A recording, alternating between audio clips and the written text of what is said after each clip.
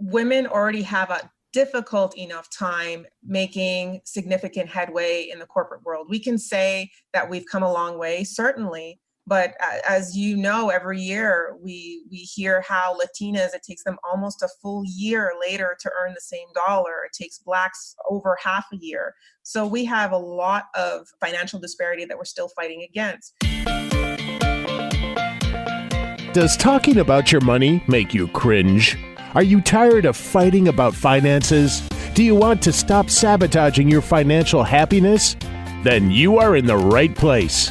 Welcome to Breaking Money Silence, a podcast series aimed at helping all of us talk more openly about money. Your host, Kathleen Kingsbury, is a wealth psychology expert who is doing what she does best, speaking about taboo topics. International speaker, author, and founder of KBK Wealth Connection, Kathleen understands money and our relationship with it.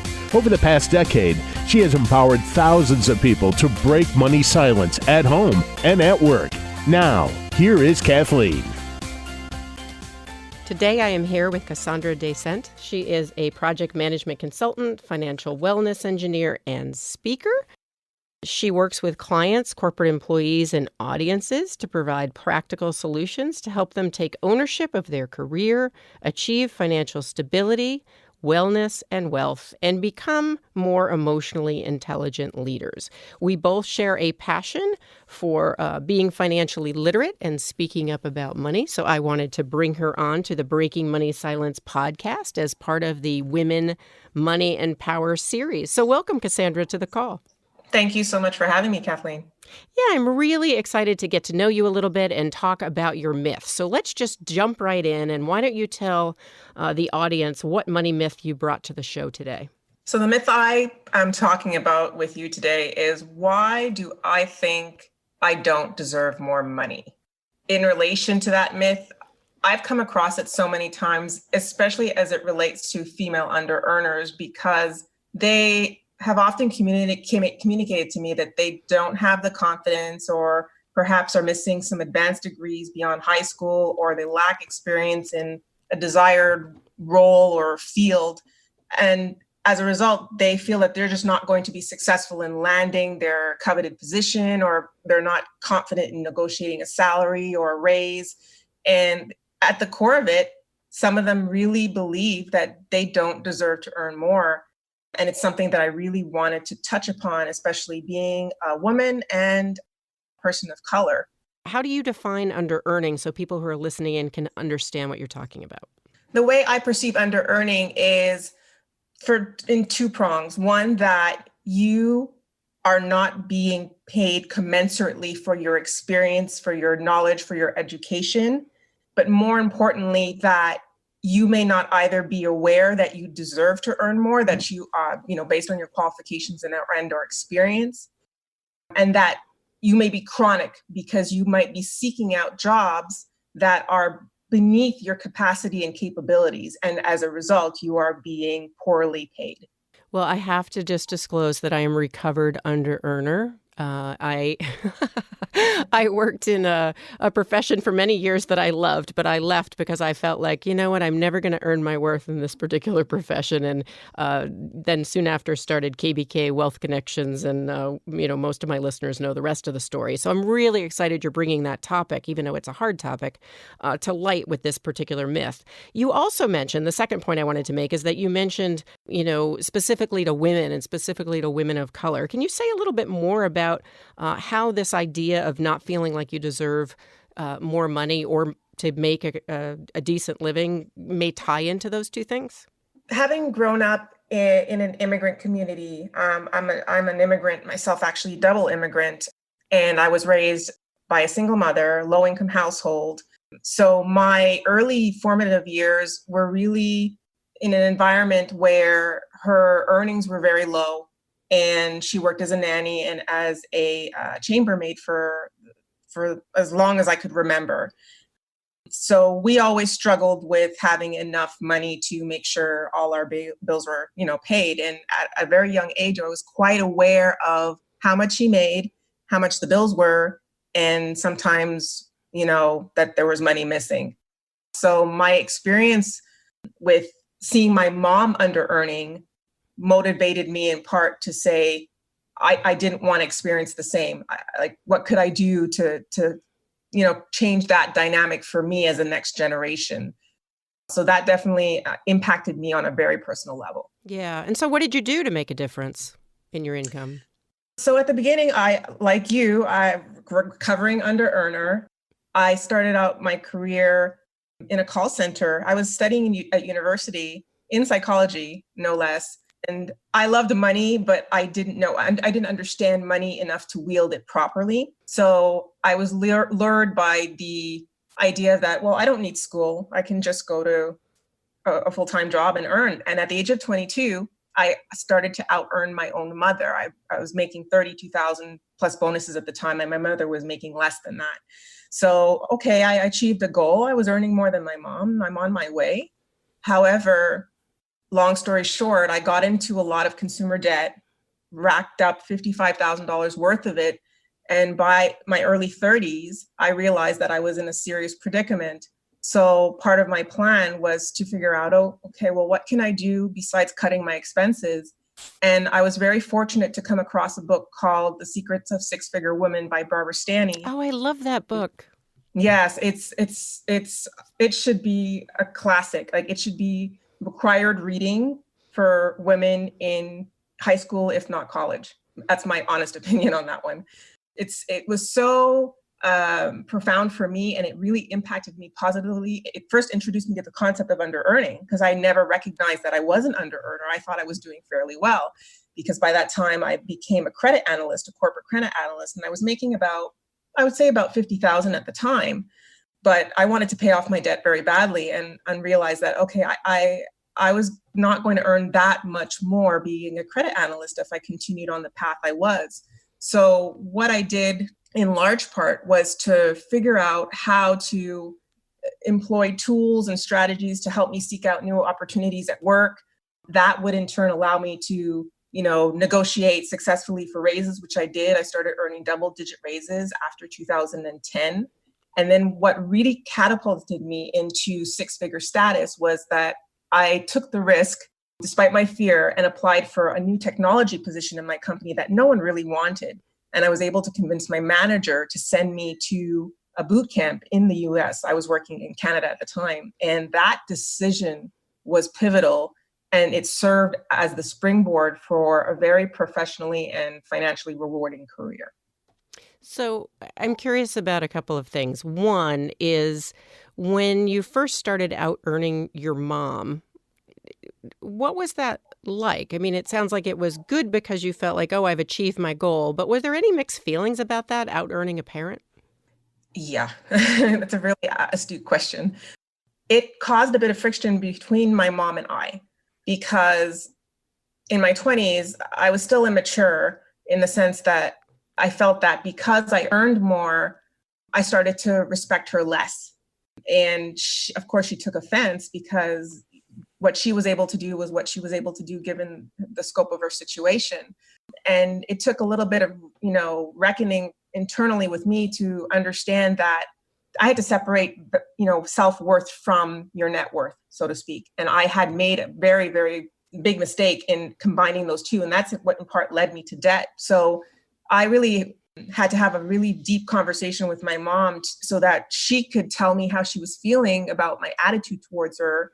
And I, in turn, could begin to internalize that, offer my deep, deep apologies, and begin to look at money differently. Yeah, thank you for your honesty. I think it's such a complicated thing when we start to out-earn our parents or become more successful. And in the coaching that I do with women entrepreneurs and business owners, what I find is that often, whether you're conscious or not, you get to a certain level and then you have to do a little bit of that internal work to be able to kind of push through it. And what's also nice about your story, Kassandra, is you did that, but then you also had a dialogue with your mom. And that next piece, I think, is so important. The other thing I was curious about is, the idea that you took a risk, that you took a job that nobody else wanted. And I know when we're talking about, women embracing their financial power, being leaders in companies, moving up the corporate ladder, one of the things that always comes up is risk. So how did you decide you were going to take that risk? And do you think that's part of your success, or do you think it wasn't really risky at all? No, it was very risky because, you know, paint the picture, which is someone who has no technical experience, doesn't have a computer science background or IT background or education, and who just basically says, "Okay, I'm going to try to do this. And what happens if I fail? It's my first attempt in a completely different field, working with a completely different mindset of individuals, right? Technical people." So yes, there was a huge risk of falling flat on my face, so to speak. What helped me was that I was smart enough to secure mentorship from the beginning. So I enlisted my advocate as my immediate boss. She was a champion for me. She went up to all the way up to senior vice president to sign off on it. It required that much convincing. Then I acquired two more female mentors and in the field, and they were a godsend for me. They served as guidance, they served as critical assessment, and they helped me to move up the ladder, so to speak. So I can't take the credit completely. I had support, but I made sure to have it because I knew I couldn't do it alone.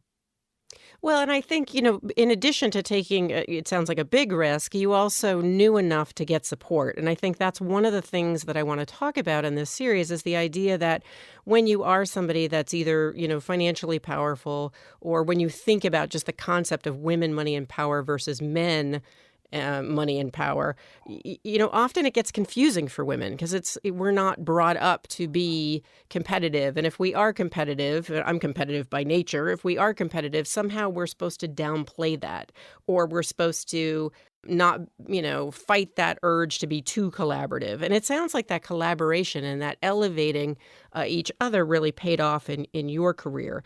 And so I recently read an article that you were interviewed for, and it really struck me. You said something along the lines that in order to change the gender disparity in leadership and finance and business, women need to elevate each other. Can you speak more to that?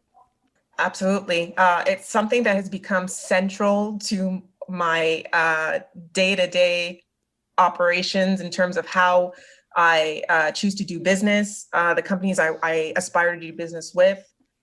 But more importantly, women already have a difficult enough time making significant headway in the corporate world. We can say that we've come a long way, certainly. But as you know, every year we hear how Latinas, it takes them almost a full year later to earn the same dollar. It takes Blacks over half a year. So we have a lot of financial disparity that we're still fighting against. What makes it worse is that when you do have women or people of color in positions at the managerial or executive level, and they, for whatever reason, just don't make it easy for those who are coming up in the ranks to support them or to acknowledge them or to understand that they are paving a way for those that are coming through the corporate world. It just really doesn't help. So, I think in that same interview, I mentioned, the statement, don't be that woman, but don't be that person that is willfully standing in someone's way of progress. Seek to enable each other to progress. The more of us that are present is the more change that we can affect.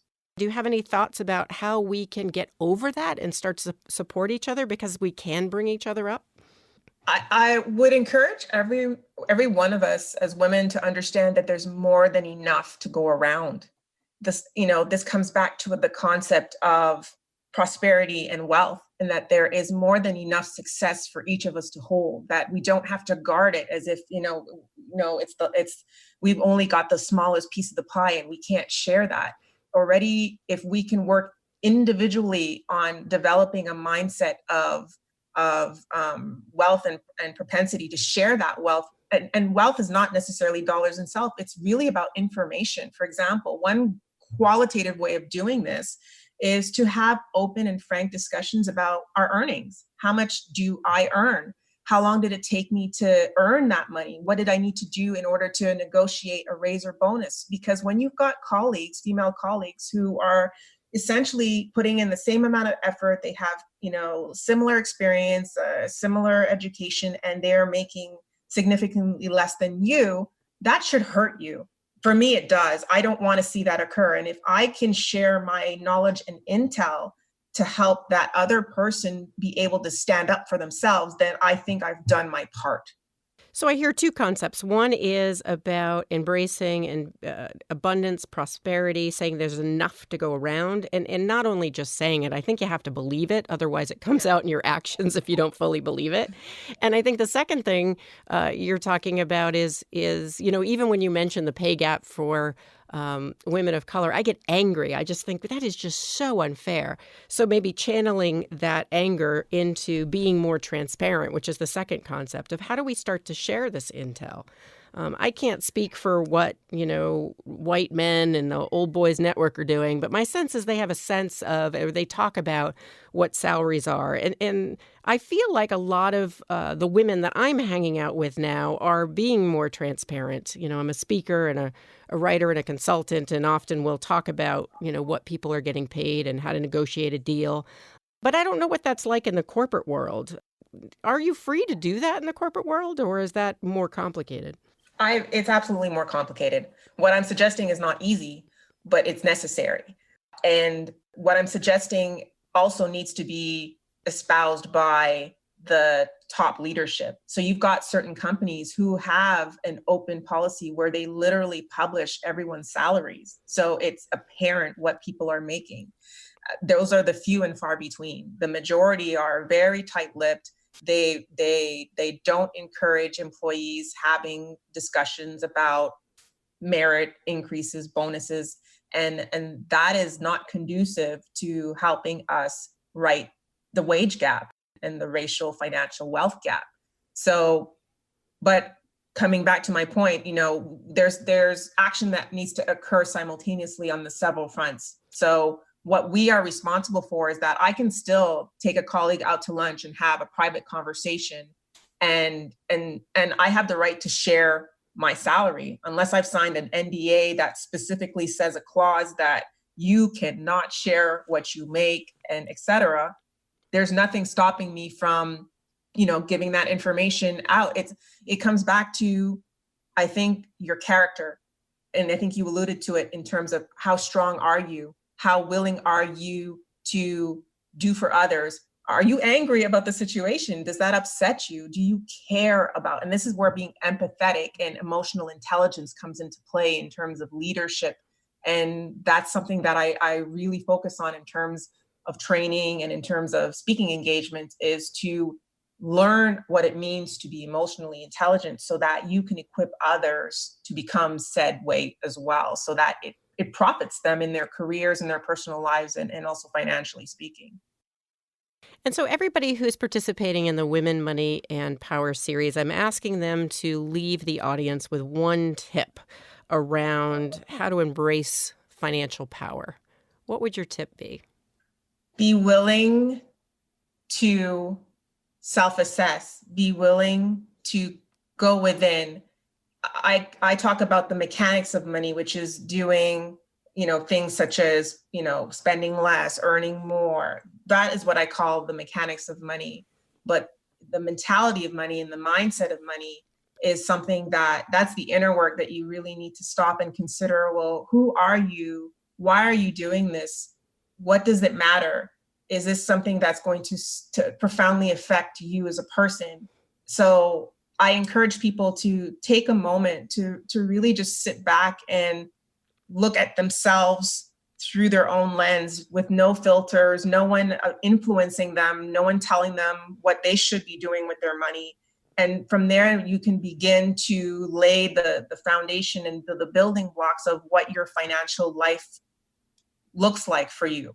And it's a very individual process. Well, I have so enjoyed breaking money silence with you. And as you know, big proponent of doing that self-reflective work around your relationship with money. So I second that tip very loudly. And thank you so much for your time today. I appreciate it, Kathleen. Thank you.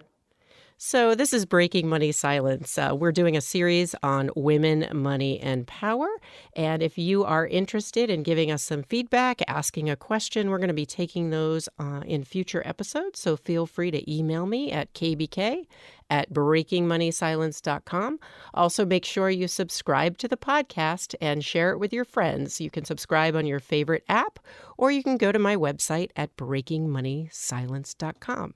And remember that together we can break money silence for good. Thank you for listening to Breaking Money Silence, hosted by Kathleen Burns Kingsbury, a wealth psychology expert, author, and founder of KBK Wealth Connection. If you like what you heard today, be sure to subscribe on iTunes or your favorite podcast app and leave a review. Also, share this episode with your friends and family. It is a great way to get the conversation started. For more money talk tips and information, or to hire Kathleen to speak at your next event, go to www.breakingmoneysilence.com.